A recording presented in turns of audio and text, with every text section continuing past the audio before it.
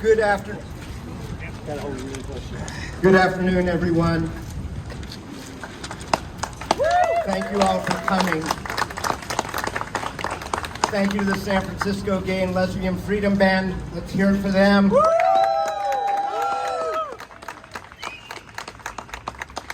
So what are we all doing here this afternoon with three doggy diner heads and the clampers? Down here, where downtown, Chinatown, Jackson Square, North Beach all come together. And who was this cat? Emperor Joshua Abraham Norton. And what exactly did he do 164 years ago that have people like Joseph dressed up like him today? What is going on here? And so I was ruminating on that. And I know that Emperor Norton has been part of our lore for a long time. As a matter of fact, 20 years ago, the Emperor Norton Society put me up to an ill-fated mission to name the Bay Bridge after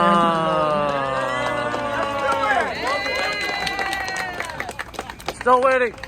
And we succeeded in getting the entire Board of Supervisors to unanimously vote to urge the California Department of Transportation and members of the California State Senate and Assembly to name the San Francisco Bay Bridge in honor of Emperor Norton I, Emperor of the United States and Protector of Mexico. Unfortunately, Willie Brown had other plans and they named the bridge after him. Oh. But he predicted 164-ish years ago that bridge would be built. Here was this guy who was marginally housed, who had made a fortune and lost it all, but was prophetic. And I think he was San Francisco's original zany character. Emperor Norton actually embodied what we now call San Francisco values. And that is why a century and a half later, there are people who still walk around dressed like him. This was a person who preached radical inclusivity at a time that was just about as hateful and divisive as the times that we live in today. And he did that in many, many ways. And they're actually set forth in this piece of paper that I hadn't looked at in 20 years until the other day. Here was a Jewish guy, Emperor Norton, who fought for cultural diversity in the schools in the mid-1800s, who fought for religious tolerance in the city in those days,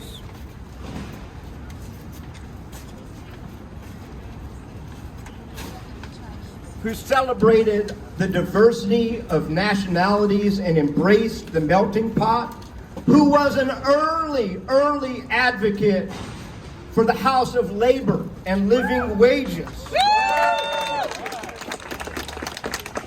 who was ahead of his time on civil rights when he commanded the arrest of all who refused to allow African Americans to ride public streetcars.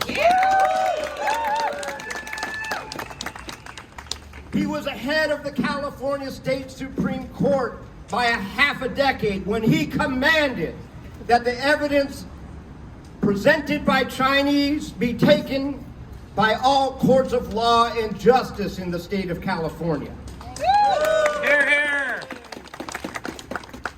And he stood up and recognized the first peoples of this region and acknowledged the great injustices that had been done to them. And it was for those reasons that we attempted to name the Bay Bridge for Emperor Norton. But 20 years later, we settled on just the right street where he lived for the last 15 years of his life, and that is right here. So I want to thank my colleagues on the Board of Supervisors for seeing fit to unanimously vote for this. I want to thank the folks who immediately heeded that law and put up this sign. And I want to thank all of the people who came to the Board of Supervisors to advocate for that, because they know that Emperor Norton's values became San Francisco values. With that, I will hand it over to Emperor Joshua Norton.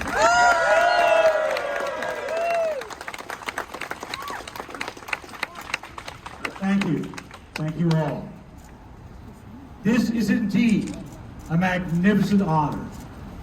Thanks to the San Francisco Board of Supervisors President Aaron Peskin and legislative aide Melody Sue for their tremendous work in getting this done. Why do we honor Emperor Norton? Because his legacy encompasses the values that make San Francisco so great. Inclusion, acceptance, justice for the downtrodden, and reinvention. These are values that are in our city's DNA, especially reinvention. Much is said these days about the current state of our city, and it reminds me that there's a good reason why the phoenix, the firebird, is the symbol of our city.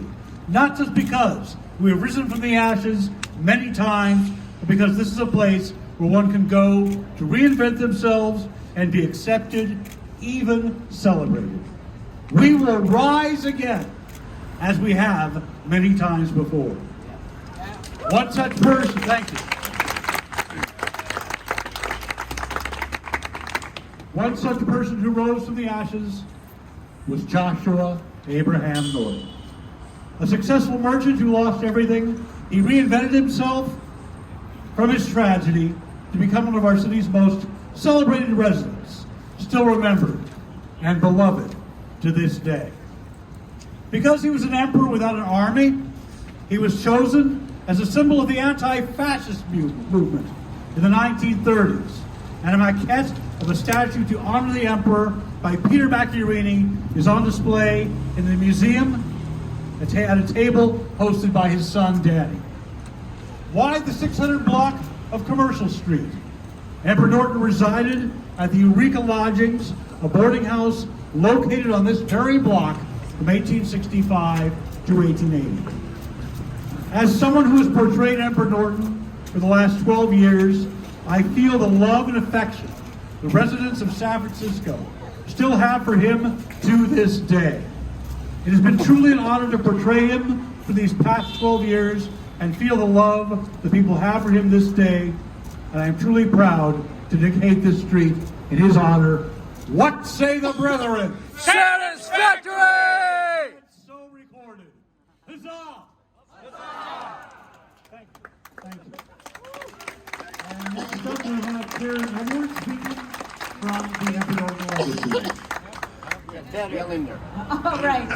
So hi, welcome to this. I'm delighted to be here. My name is Taryn Edwards, and until recently I was a librarian at the Mechanics Institute of San Francisco, which was a regular haunt of Emperor Norton. There he read the daily papers. There he wrote his proclamations, many of which were on Institute stationery. And there he also played a mean game of chess. You can still do all of that. It's just a few blocks away on Post Street. But I'm also an advisor of the Emperor Norton Trust, and I'm here to represent the founder of that, Mr. John Lumia, who was unable to be here today because he lives in Boston. John has spent the last 10 years of his life creating a trove of original research on Joshua Norton's life.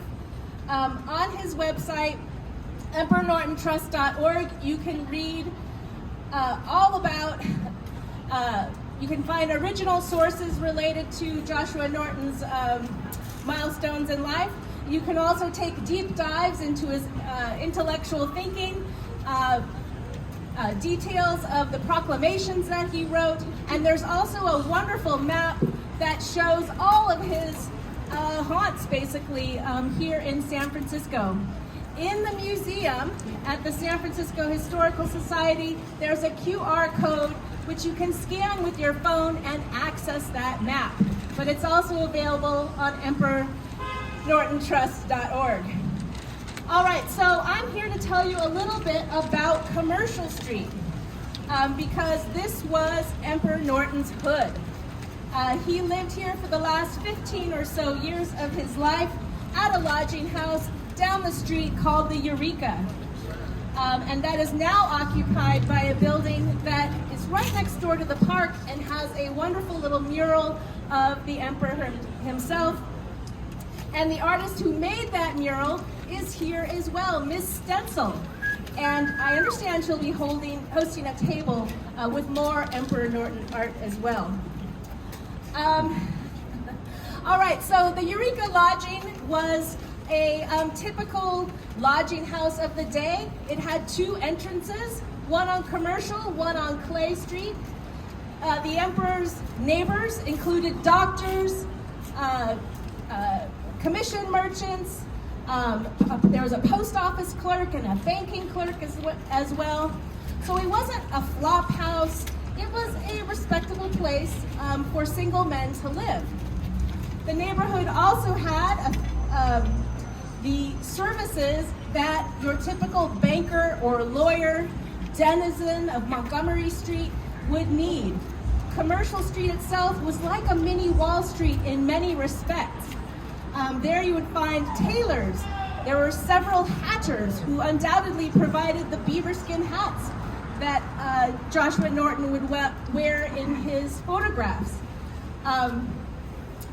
So I hope that I've kind of painted a picture for Commercial Street, and I want to thank you all for coming today, and I look forward to celebrating further with you.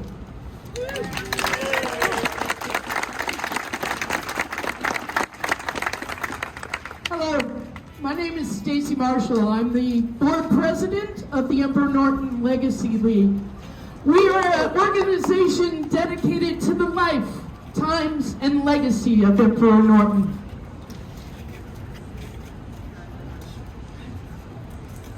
Like many who have moved to this city throughout its history, when I arrived about 30 years ago, I came here because I could make myself into the person that I wanted to be here in San Francisco. Emperor Norton would embody the spirit of individuality. As a leader, he stood for human rights and universal equality.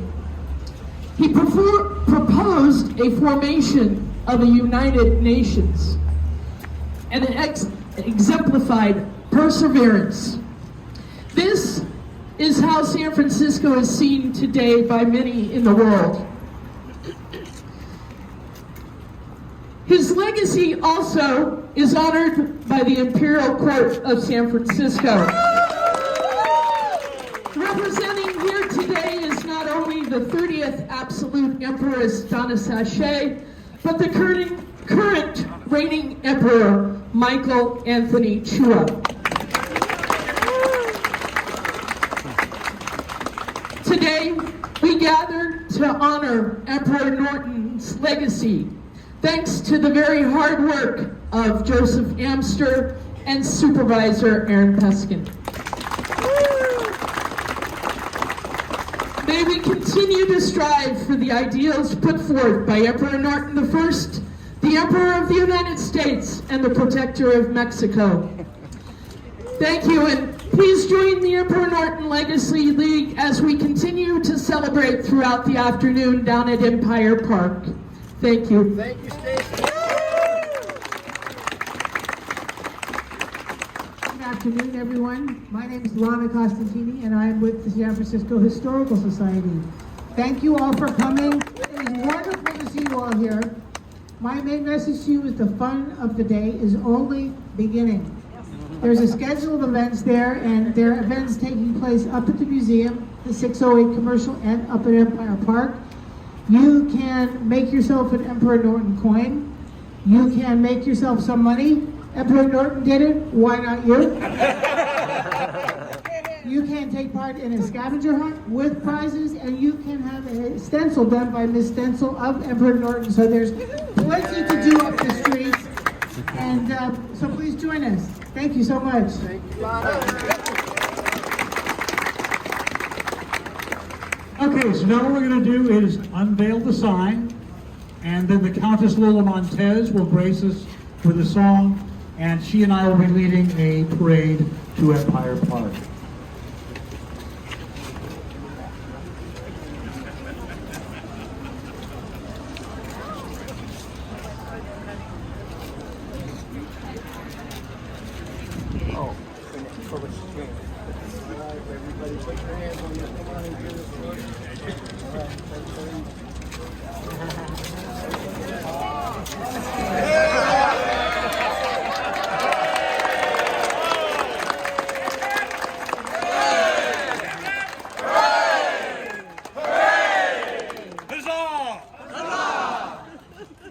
Hit it, Countess.